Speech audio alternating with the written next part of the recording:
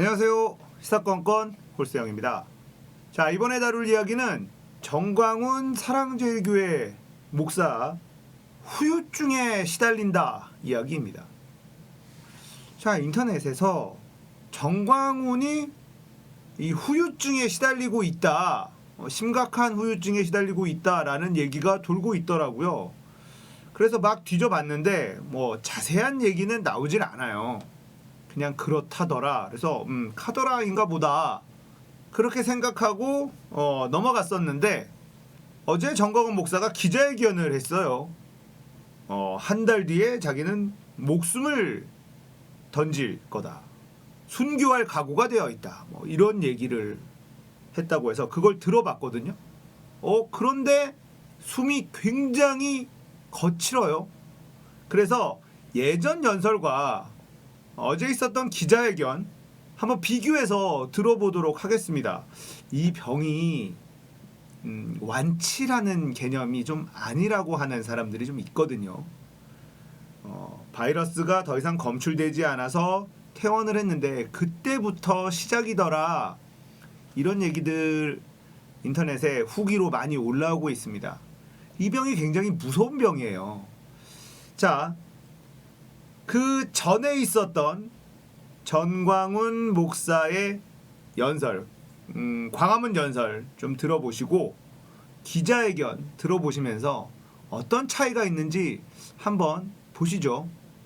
오늘 우리는 대한민국을 다시 회복하기 위해서 모였습니다. We're gathered here today to restore this Korean nation. 문재인 이 나쁜 놈은 대통령이 되자마자 This Moon Jae-in president that is serving as president. 오늘의 이 영광스러운 1948년 8월 15일을 저주한 놈이 바로 문재인입니다.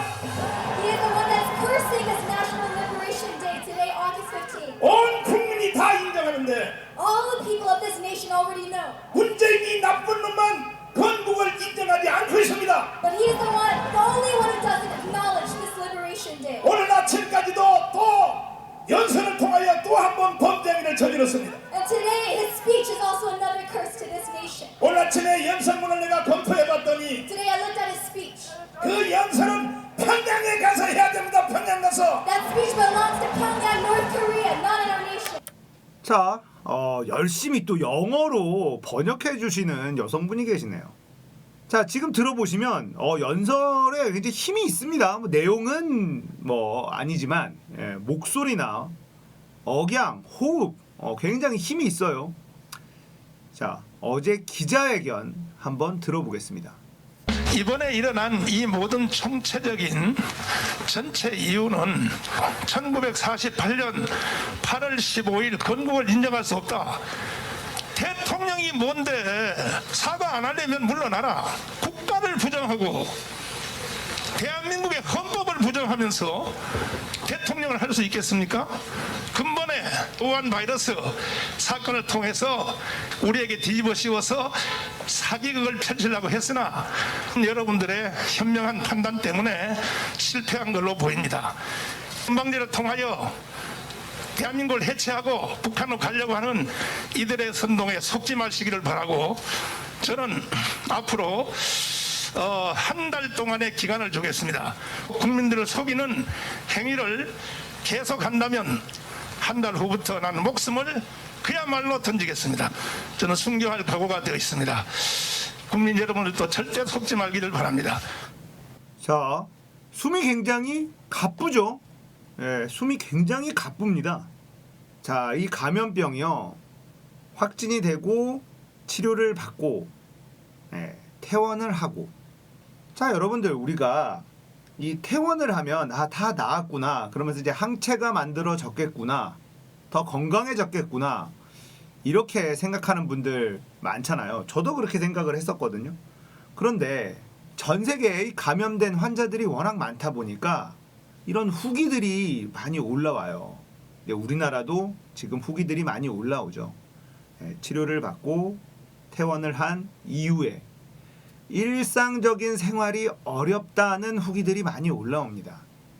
지금 정광훈 목사도 광화문 집회 때와 어제 기자회견 때 이 호흡이 완전히 다릅니다. 숨이 가빠서 그 전처럼 힘 있는 연설을 하지 못하고 있죠.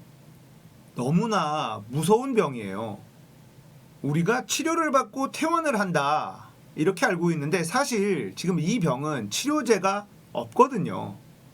그래서 증상만 완화시키고 몸이 이겨내기를 기다리는 겁니다. 그리고 몸이 다 이겨내지 못했다 하더라도 이 바이러스가 검사를 했을 때 다시 나오지 않으면 완치하고 퇴원을 시키는 겁니다. 그러니까 감염시킬 위험이 없다라고 하면 퇴원을 시키는 거예요. 퇴원을 하고서부터 이제 그 병과의 싸움이 시작된다라는 얘기가 굉장히 많아요.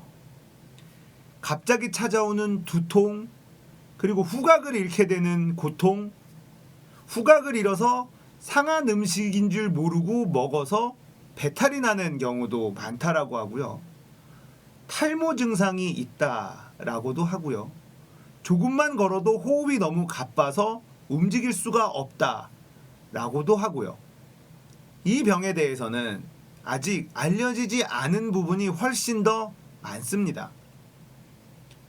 그래서 무서운 병이고 아직까지 백신과 치료제가 없기 때문에 완치라는 단어를 써서는 안 된다. 이렇게 이야기하는 이 확진자들, 퇴원한 환자들이 꽤 있더라고요. 또 뉴스에 이런 뉴스까지 났어요. 완치자가 집에서 사망을 했다. 자, 이 병의 무서움은 우리가 아직도 모르는 게 더 많다는 겁니다. 지금까지 아는 거는 전염력이 강하다. 그리고 폐가 망가진다. 그리고 사망에 이를 수 있다. 이 정도 알고 있는데요. 이게 우리가 완치했다라고 하더라도 그 후유증이 시작되면서 그 병에 진짜 고통이 시작된다. 이렇게 얘기하는 후기들이 굉장히 많아요. 그리고 젊은 사람들이 특히나 이제 사망률이 낮다 보니까 젊은 사람들이 겁 없이 걱정 없이 이렇게 행동을 하는데 20대 완치자가 인터넷에 올린 후기에는 절대 가볍게 생각하지 마라. 다니던 직장도 지금 그만두고 집에서 쉬고 있는데 너무너무 힘들다.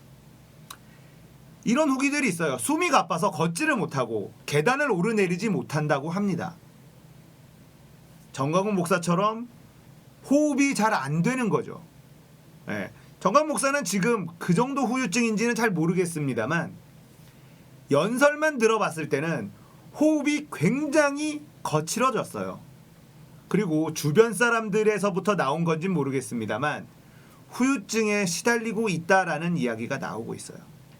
그래서 제가 이 두 연설을 보고 이거는 후유증에 시달리고 있을 확률이 있구나 라는 생각이 들어서 여러분들한테 들려드린 거고, 절대 이 병을 가볍게 여기지 말아야 한다. 사실 이 얘기가 더 하고 싶었던 겁니다.